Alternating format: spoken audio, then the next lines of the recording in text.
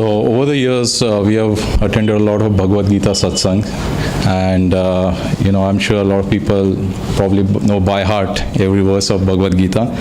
But I'm just going to read something from the beginning. Circumstances, Paramahansa Yogananda commented, are always neutral. They appear positive or negative according to the corresponding reactions of the heart. The possible reactions to virtually every circumstance are legion in number. Every reaction may, and does for most people, seem passing and not binding on one's self or one's nature. Further he says, as you know, in the war of Mahabharata, on the war of Kurukshetra, Dronacharya was the guru or teacher of both the Kurus and Pandavas. His role in the epic was to teach them the martial arts, including the most important skill of that time, archery. The bow in the Mahabharata symbolizes the spine. When the bow is strung, the string resembles the spine itself, and the arch front looks somewhat like the front of the body. The arrow, as it's loosened from the bow, symbolizes the power of concentration. In this respect, one can visualize also the eyebrows, or the two curving halves of the bow, wherein the point between them stands for the part of that bow where the arrow is firmly placed. Now, Dronacharya's best pupil was Arjuna. There's a story, I'll just skip forward.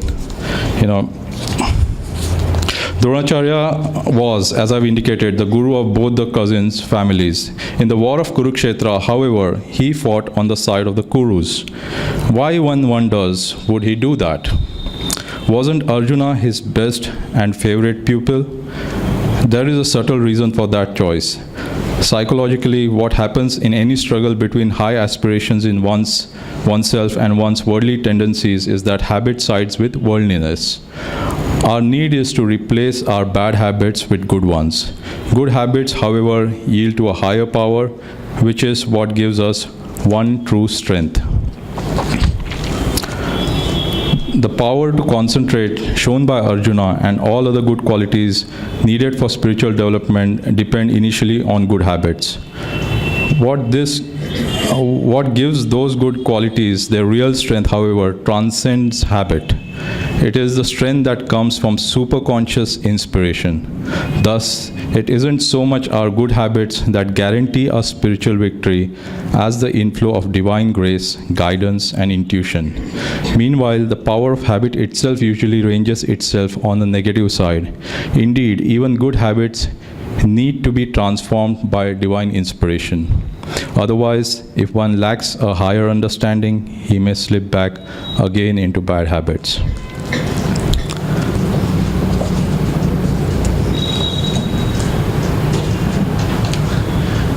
Now, we all know in the Battle of Kurukshetra what happened.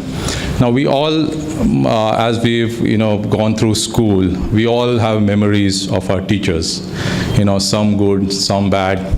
But whoever we are, there's always the hand of the teachers behind, molding us the way we are to some extent. If we just go and say, oh, it's none of the teachers and it's just me, then it's our ego.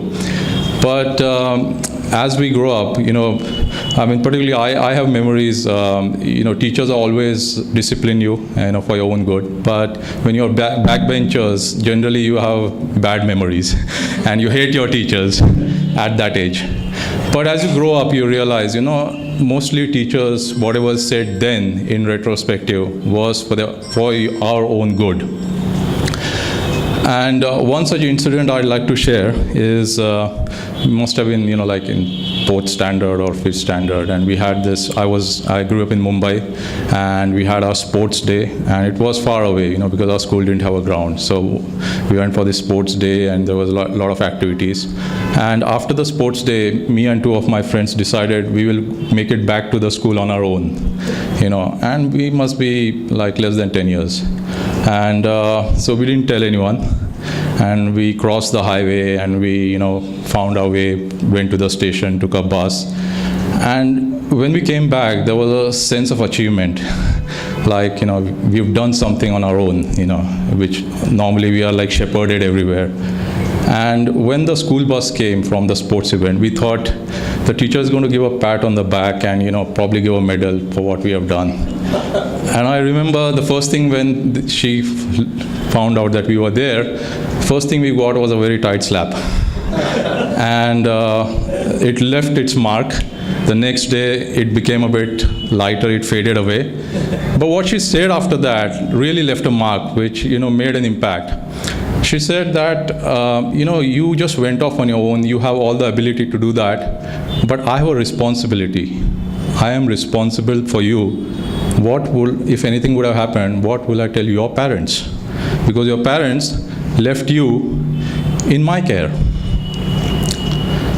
Now, the broader perspective is that we all have our teachers.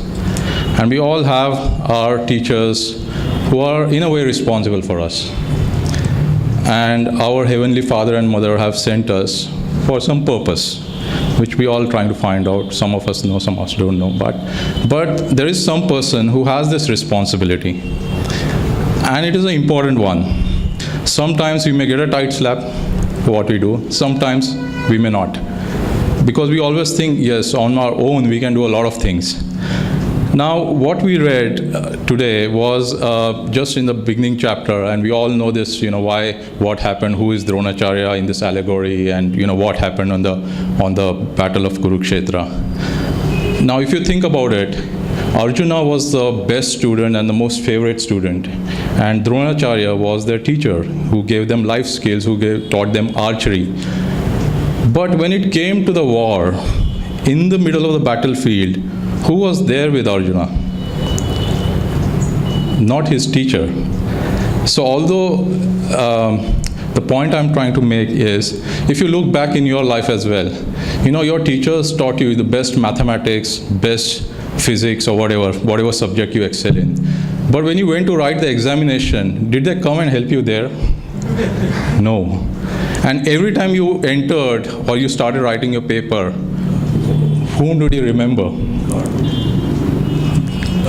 Yeah, before that, like Ganpati season has passed, we always go and, try to offer something. Yeah, I want this, I want that. So invariably, we always, before we wrote the paper, we always, did something, remind us of God, and knowing that, okay, you must have gone to the best classes in town, but still, that thought was, God save me. I don't know, the examiner is probably, up against arms against me. And you always left it to God. And this, as you go through life, you realize that that's truth, because we are equipped by, our teachers who teach us the techniques. But when it comes to execution, in that battlefield, it's just you and the environment and the circumstances, and there's only God. Now, in this context, Arjuna's charioteer was God himself, Krishna. But if you think in that allegory, now forget that it's an allegory and imagine that, visualize. Master used to always, say this is a movie. So we can all visualize that in this movie, we are in the battlefield, and Krishna and Arjuna are there in the middle. And Master said, it's an allegory. Swamiji also said it's an allegory because no general will go in between those two warring factions and, tell the Mahabharata. And when we were growing up, there was a serial Mahabharata. If you are my age, or you'll remember that in that war, when somebody took an aim and shot an arrow, it used to take 15-20 seconds for the arrow to know where it's heading. Then the other guy will pray, the opponent, and then he will pray and he'll bring his own arrow out. And then he will aim, and then he will shoot. So after another 30 seconds, both the arrows will meet somewhere and will be destroyed. Now, when you were children, you will think, 30 seconds after he shoots an arrow, then the guy prays. How does it happen in the battlefield? And because, you come up with this thought. And really, if you think that Arjuna, Krishna, what he told Arjuna in that battlefield, how could he convey so much when everybody was eager to get on with the war? But then it reminds me from autobiography of Yogi, that when Sri Yukteswar came to Master in Hotel Regent in Mumbai, there was a lot he wanted to convey, and Master wouldn't let his arms loose around his Master. But at a point he said that how Master conveyed, how Sri Yukteswar conveyed all this to Master. Do you remember? Tabloids of ideas, images. There were no words. Right? So what we think is eternity can be a moment. What is that moment? What Arjuna conveyed what Krishna conveyed to Arjuna could have been that very same picture what happened in that hotel room when Master Sri Yukteswar conveyed all this to our Master. But in that battlefield, we all are here, we go out in the battlefield, and every day, we have to go through this battlefield. This Arjuna and Krishna went through once, there was a book written, but for us, we are not out of it. Every day we walk out of there, go out on the road, we are on a battlefield. Wherever we do, we are all inside our battlefield. Now, wouldn't it be nice if we get a teacher or someone like who is there all the time, like Krishna was guided, Arjuna was guided by Krishna. Same way, why can't we have our own charioteer as we navigate through these battlefields in life? That is also possible. But then we have to go and meet on that platform. And what is that platform? And that is the teachings, all our teachers that they give us. They have given us the techniques to reach out to that level of consciousness where we can communicate with our guide, where we can communicate with our supreme teacher, our guru. And how can we really do that? The chant we played, how can I love you, God, with every breath. Isn't it so nice? The chant itself, with every breath. Because what do we have to offer? If you see, what is the indication that we are living is only our breath. And the more you realize that the breath is an indication, as we learn in our teaching, the breath is an indication of how we feel, how we react in our battlefield every day. But there, if you can control our breath, if you can be in that stillness, then we have our charioteer, we have our Krishna, we have access to our Param Guru, our Krishna. But we think, I can do it. Now let me try it. And that's where, our ego comes in between. And also, just to share a little bit of my experience, I was recently traveling and there was a lot of activity happening. So I just wanted a moment to myself. And a friend of mine was a Sardar. So he said, he's a very devout Sardar. He said, let's go to a Gurdwara. And, everybody goes through this cycle that when you are learning these teachings, you're like, I'm not going to look here and there. But it's really when you learn the teachings, you realize that all the scripts say the same thing. So I came across a very beautiful line, which was, I went into a Gurdwara and was trying to meditate, and there was this singing happening. And the song was, I'm sure some of you might have heard if you, Sasa di mala da simru, nal simru mein tera naam.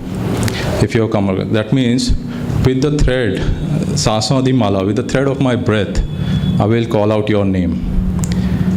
And if you see, our teachings are just the same.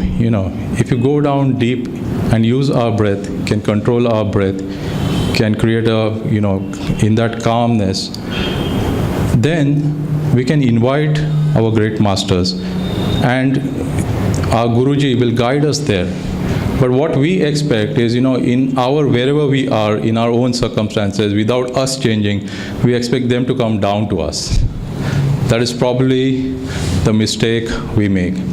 But all through our evolution, every teacher who has come across and taught you, they have given you something back. Now, that's the main difference between a teacher and a guru, is a teacher will probably sometimes tell you to be good, but sometimes for the sake of, something which may not be good for you, you don't know. But a guru is not like that. A guru is guiding us all through incarnation. So sometimes, even after having a guru's guidance, things may not go the way you want it or you wish it. But the guru knows what is best for us. So it is, why are we like this? Because it's our past karmas, we are going through all this, and we are what we are because of our past. So we have to work out our karmas. So the guru knows best.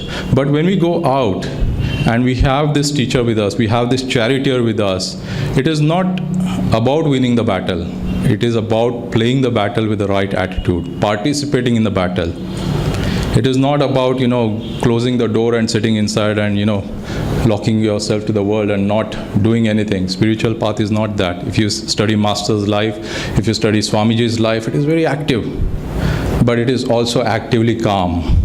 And same way as like Krishna and Arjuna can be actively calm in that battlefield of Kurukshetra. If we can do that in our battle of Kurukshetra, and every day, whatever battle it is, everybody has their own battles to fight. But if we do that and learn to do that, what will be the outcome of the battlefield? That our God knows, but certainly we will be guided. We will be guided by our charioteer, and he'll navigate us. And this, if you remember to practice, and like most soldiers, they don't just take up the arms and go and fight a battlefield. They practice. They prepare for the battlefield. So same way, we have to prepare every day. Whether it's, if you can sit for meditation for a long duration, well and good. If not, then do a little bit of chanting. If not chanting, just smaran, nam smaran, call out Guru's name. Because the more you do that, the more we can be in tune with him.